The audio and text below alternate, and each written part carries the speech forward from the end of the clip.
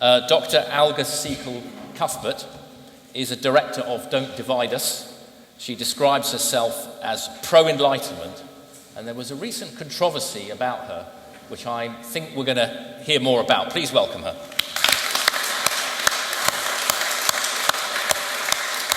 I'm getting old, I'm going to sit down.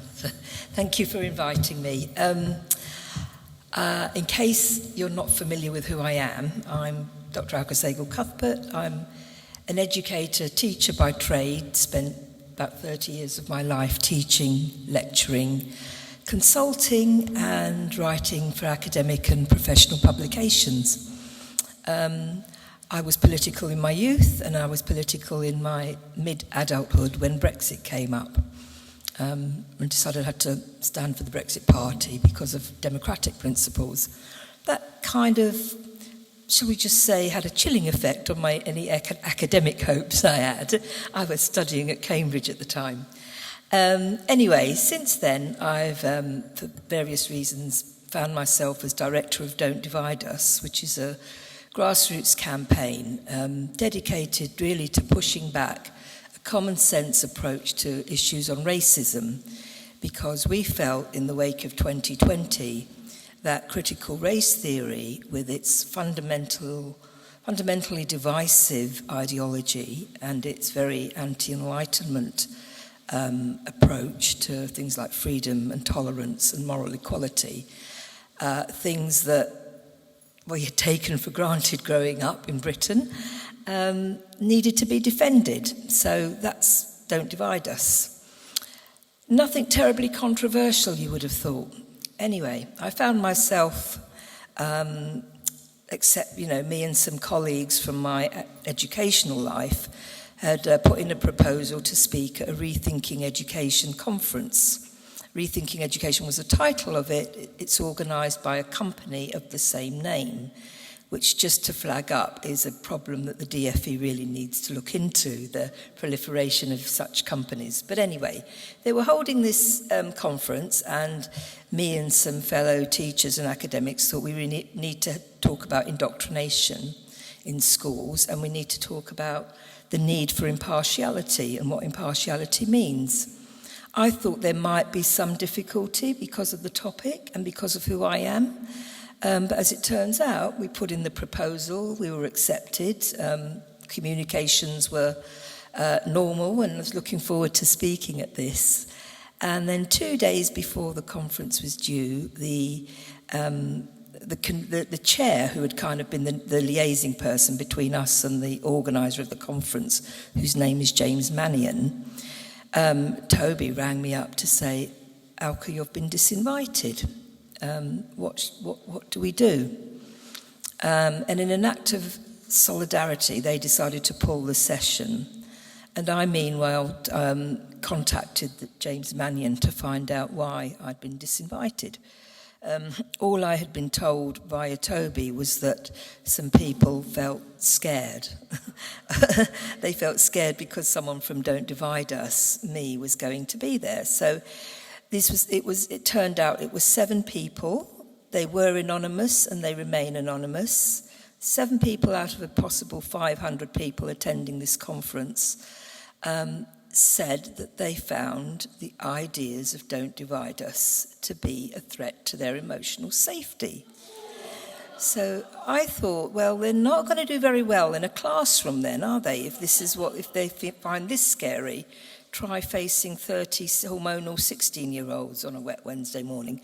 But so we had a to and fro. The organiser was mortified. He was one of the 30, 40, 50% that Eric was talking about, not a committed activist by any means, had read some of my academic work and really liked my academic work, but felt that he had to take the duty of safeguarding seriously. I pointed out that safeguarding was something adults did to children, not generally what adults do to other adults. He accepted the point, but still insisted on that was the line that him and the organisers had to take, and that he had seen these people in a Zoom meeting and they were genuinely distressed. So for him, that was the main criteria of judgment. Were they or were they not genuinely distressed? Anyway, now, I wanted to skip to my reaction to that, first of all, was a personal one. And I thought, well, okay, this is a bit of an insult, considering I've got a PhD in education from Cambridge and published academically and everything. I thought, but I can live with that, and my ego isn't that big. And maybe I'll just do something nice on a Saturday and forget about it. But something was niggling me, and in conversation with my friend, who I believe speaking later, Claire Fox, she said something to me that really rang a chord. She said, but Alka, you're director of a national organisation. And that clicked. I thought, this isn't about me. This is about these 7 people are basically saying they find the views of the majority of the British public offensive and a threat. That can't stand, right? That can't stand. That has to be challenged. So, with obviously with no evidence or any, it's all feeling that trumps everything. Or not even feeling, the claim of feeling. So we thought about how should we respond? Do we go down the legal route? Was there a possible defamation case and so and forth? And I thought, well, that's not really the way I want to go. And I was lucky enough to have a bit of a platform. So we just used the media and contacted them, and there was an awful lot of support. It was well covered. There was a lot of support, and we contacted the Free Speech Union. And eventually the event was restaged. We restaged it ourselves, which for me was the best option, I think. I didn't want to go down the law courts on this one because I didn't think there would be much to be gained by it. The defamation, I'm not bothered about defamation. I'm confident enough about my reputation and what I bring to the table on any discussion to not worry about that. As it happens, what I hadn't thought about, because I'm not actively teaching, is that had the organisers not then issued a public apology and said that they would record the restaged event and share it amongst their subscribers. Had they not issued that apology, it might not be possible for lecturers to invite me to do outreach sessions, which I occasionally do when I have time and that I love. And I actually hadn't thought of that, and that really would have been a loss. So, that's me, that's a disinvitation, that's kind of what happened, and it was restaged. But what has this got to do with the wider question of democracy and freedom? And I think, there's the obvious curtailment of my freedom of speech and the curtailment of the audience's freedom to hear what I had to say. But I think the reasons are important, the reasons given. And I think James Mannion's reason of prioritising psychological safety really sheds light on a really far more widespread and less well discussed and less well understood problem, which is that this prioritisation of emotional safety at an institutional level and as a kind of principle of practice, so everything you do within a school, within an office, within the police force, the civil service, is geared around this idea of keeping people safe emotionally. And of course we know that with identity politics so absorbed and in the ether now, we're not talking about a universal application of this. We're talking about a selective application to pre-chosen favoured groups, some vulnerable, others oppressors. So this is, I think, really antithetical to the pluralism that any democratic government needs, right? If you don't have a pluralism at the heart of democracy, you have an autocracy, right? Or you have the conditions for a dictatorship. So I think that is really important. We have to get better and more fluent at drawing this out. This is not about personal tit for tat of who's the most victimised here, the 7 cowards or me, the doddery old academic-y type woman. That's not what it's about. It's about the legitimacy of our democratic government. And also, not just the prioritisation of pluralism, but the free commitment to freedom needed to guarantee this, and the freedom to make moral judgments around which a consensus can be won and social solidarity cohered. And I think as a society, we've been sort of much more focused on the pluralism bit, and we've been outsourcing our moral thinking and moral judgment. We outthink it to think tanks, we outthink it to experts, we outsource it to the data. I think we've disastrously accepted a definition of knowledge as being only that occurs in the natural sciences or statistics. And I think just look at the Israel-Palestine war. You will not get to a moral judgment by a gory counting up of bodies on either side. That's not how moral judgment works, and yet that is often the level at which it is presented in our public discourse. And also in our academic discourse, there's been a serious de-intellectualization of our public life going on.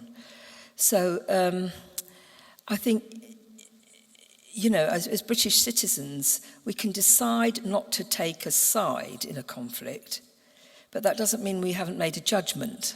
Right? James Mannion told me, Alka, I respect your work, and, you know, in regards to Don't Divide Us, I'm not taking a side.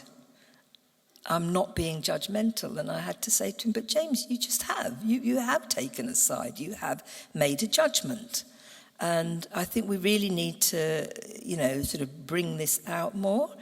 I think, you know, whatever your political position, for example, I'm just coming on to the broader question of the war because it's just so current, and it's also what I happen to be obsessed about at the minute.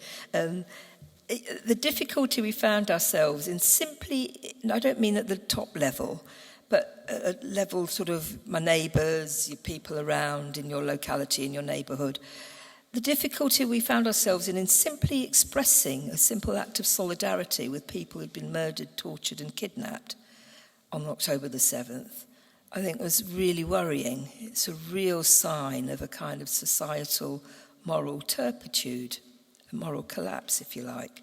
And I think this, not Marcuse or Foucault and any number of people from, you know, the postmodern left you wish to cite, this moral turpitude here today is the seedbed, the fertile seedbed of cancel culture. Right, so, you know, I think, yes, you can do unearth a history of ideas, but that is not really going to help you in the here and now. It touches on what Charlie was saying earlier, that you need individuals who can not just think this is the right thing, this is the wrong thing, but will stand up and do it. Yeah, who won't, I mean, the number of teachers I've spoken to who have sat in these god-awful EDI sessions where they have to, you know, confess their privilege and stuff. And, you know, and they might have said a little something and it's either been just sort of dismissed or they've been or ignored. And then afterwards, a number of teachers that come up to them and agree with them. It's like, we can't just, I mean, I've just got to the stage now, if somebody said that to me, I really would turn around and say, well, if you agreed with me, why didn't you say so? You know, not just say, oh yeah, we agree, let's have our little secret agreement, but not make it public. No, we have to make it public. That's what being moral is. Being moral isn't sitting there enjoying your own moral perfection in your study on your own. It's using the risky thing of freedom to act freely in that sphere. So I think to challenge it, we need fewer think tanks. And we need more individuals who are really kind of committed to thinking more deeply and taking thinking seriously, and especially moral thinking. And that means asking very difficult questions. And I'm just going to end on one thing. Actually, following on from Tom, I don't know if he's still here now.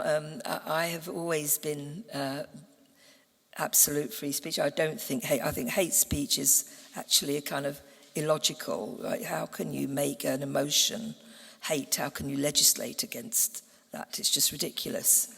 But, this is, the but here is for me.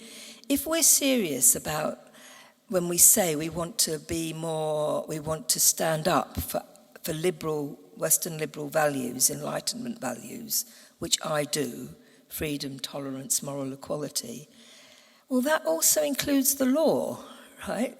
That also includes British law.